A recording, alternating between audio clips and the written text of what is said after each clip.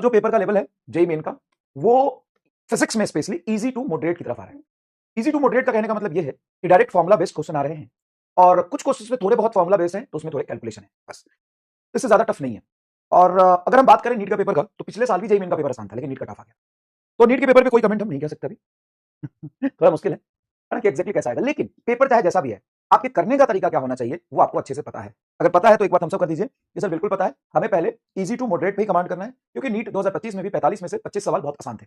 तो आप बहुत अच्छे से पढ़िए, कंसेप्ट पढ़िए, बहुत मेहनत करिए, लेकिन आसान और सिली मिस्टेक्स फॉर्मुला बेस्ड सवाल जो 20-25 आएंगे वो नहीं छूटनी चाहिए। अगर वो कर लिया तो 100 नंबर तो फिजिक्स में आपके हो गए, केमिस्ट्री में आपके 150 नंबर या 120 नंबर हो गए, बायोलॉजी में आपके 320 नंबर हो गए। तो अगर आप 500 तक टच कर जाओगे तो उसके बाद सोचोगे ना कि मुझे 600 तक कैसे जाना है। अगर 500 तक नहीं टच कर पाओगे तो दिक्कत होगी। मेरी बात समझ गए होगे शायद, क्योंकि आपको 500 तक टच करना पड़ेगा। ठीक है, तो क्वेश्चन की प्रैक्टिस बढ़ाइए, पहली बात। क्वेश्चन की प्रैक्टिस बढ़ाइए, पहली बात। बहुत सारे क्वेश्चन की प्रैक्टिस करिए, टाइम को मैनेज करना सीखिए, एग्जामिनेशन टेम्परामेंट के साथ, पहली बात। दूसरी बात, आपको पूरे ही कंप्लीट सिलेबस के हर चैप्टर के हर फॉर्मूले और हर कंसेप्ट पर पूरा कमांड होना चाहिए।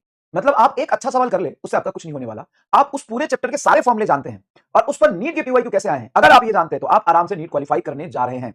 प्री कांग्रेचुलेशन, आप क्वालिफाई नीट में government medical college, top medical college में आप जा रहे हैं। कांग्रेचुलेशन आपको।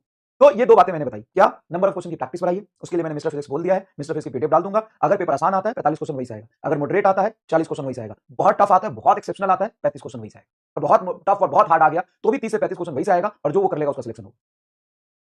तो सबसे पहली बात, क्वेश्चन की प्रैक्टिस बढ़ाइए।